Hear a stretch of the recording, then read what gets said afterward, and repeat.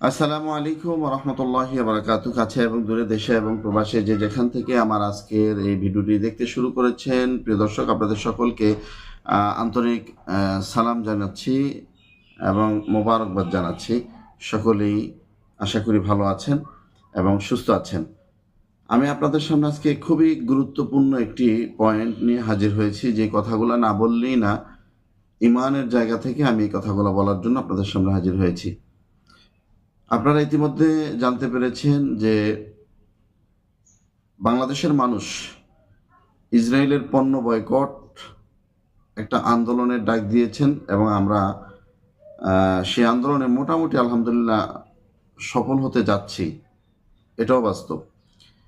কিন্তু বাংলাদেশ থেকে তিনজন সুন্নি বক্তা, একজন হলো আলাউদ্দিন জিহাদি, একজন হলো হাসানুর রহমান হুসাইন নকশবন্দি এবং আরেকজন আলেম, তারা তিনজন ইসরায়েল ভ্রমণ করেছেন। যদিও আমরা ইসরায়েলের পণ্য বয়কট করছি, তারা ইসরায়েলের ভিসা নিয়ে তারা ইসরায়েল ভ্রমণ করেছেন। ইসরায়েল ভ্রমণ করার উদ্দেশ্য কি, তাদের কাছ থেকে জানা গেল যে তারা মসজিদে আকসা তারা দেখতে গিয়েছেন। যাক, এই বিষয়টি নিয়ে বিতর্কিত বিষয় হলো, আমি এই বিষয়টি নিয়ে কথা বলতে চাই না। আমি যে বিষয়টা বলতে চাচ্ছি সেটা হলো, তারা নতুন করে ফতোয়া দেওয়া শুরু করলো সেখান থেকে এসে, যে রাসূলুল্লাহ সাল্লাল্লাহু আলাইহি ওয়াসাল্লাম বলেছেন যে 30 বছর পর্যন্ত খেলাফত প্রতিষ্ঠিত থাকবে। ঠিক আছে, এখন এই কথার মাধ্যমে তারা তাদের উম্মত যারা আছে, তাদের ভক্তবৃন্দ যারা আছে, তাদের মুরিদ যারা আছে, এদেরকে তারা কি মেসেজ দিতে যাচ্ছে? ভক্তদেরকে বোঝাতে চাচ্ছে যে, ও আমার ভক্তরা, তোমরা কিন্তু এই কথাটা খেয়াল করে শোনো।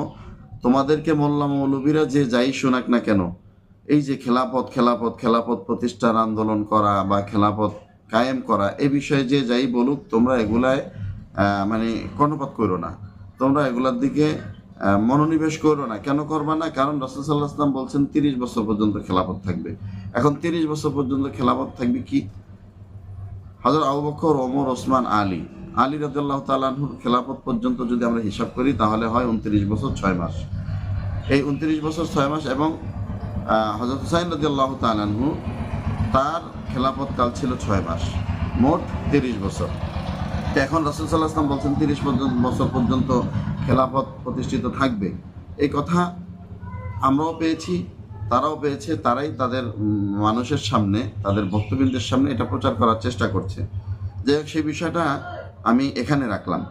কিন্তু তাদের কাছে আরেকটা হাদিসের কথা আমি জানিয়ে দিতে চাই।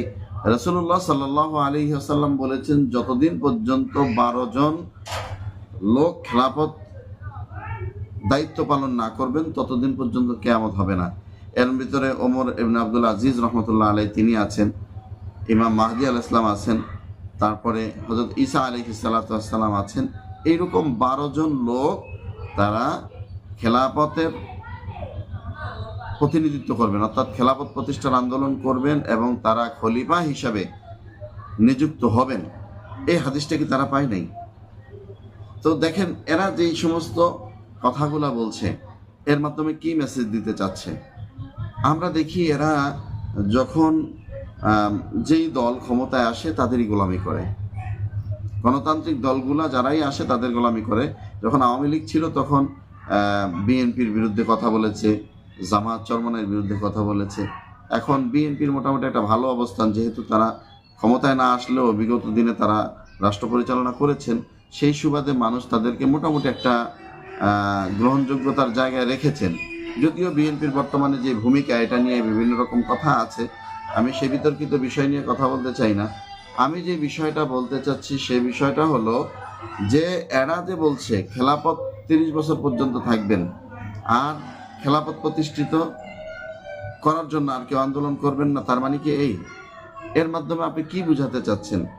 এর মাধ্যমে তারা যেটা মেসেজ দিতে চাচ্ছে যে, আমরা তোমাদের পীর সাহেব, আমরা তোমাদের মানে ফলোয়ার্স, মানে তোমরা আমাদেরকে ফলো করো, অতএব আমরা বলছি খেলাফত প্রতিষ্ঠা আর হবে না।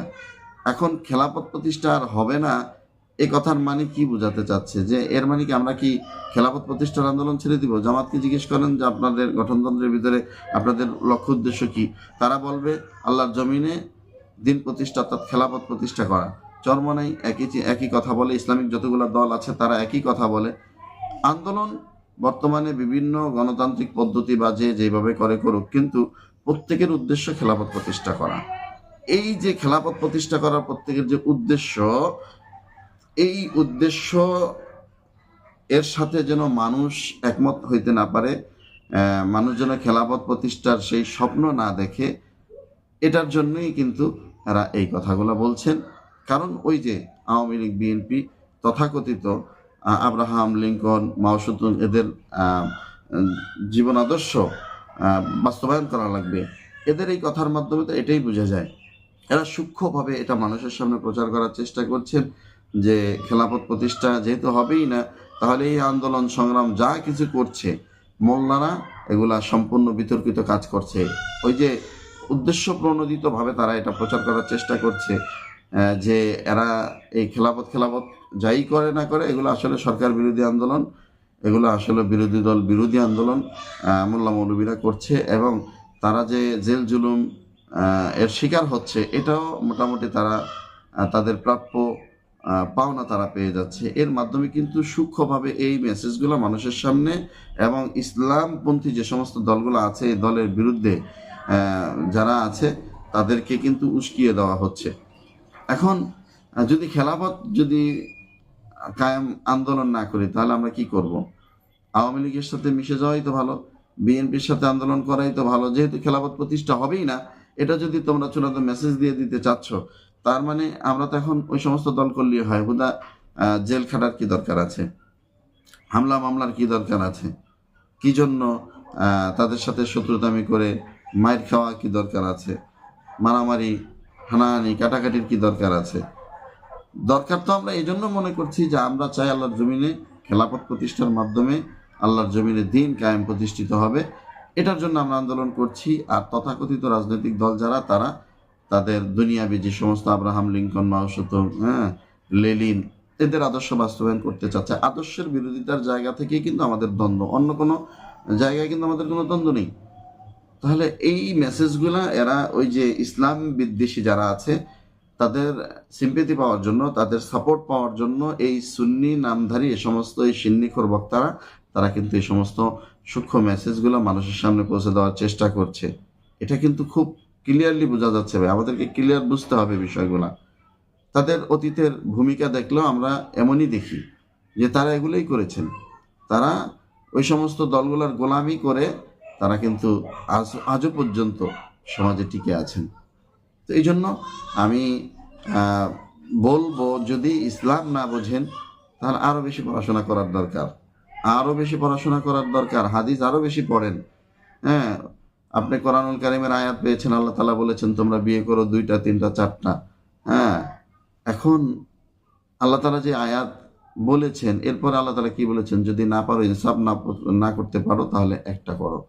হ্যাঁ, এখন আপনি ওই যে বিয়ে করো 2টা 3টা এটা শুনেই লাফায় উঠলেন, বিয়ে করার জন্য দৌড়াদৌড়ি করলেন, কিন্তু আল্লাহ তাআলা যে পরে বললেন যে তোমরা যদি ইনসাফ প্রতিষ্ঠা করতে না পারো তাহলে বিয়ে একটা করো, সেদিকে গেলেন না। আপনাদের অবস্থা তো তেমন হয়েছে। হ্যাঁ, এই অল্প পড়াশোনা হলে যা হয় আর কি। যাই হোক, এই বিষয়টি নিয়ে বড় বড় ওলামায়ে কেরাম আছেন, তারা কথা বলবেন। আমি আমার ইমানের জায়গা থেকে এতটুকু কথা বলার দরকার।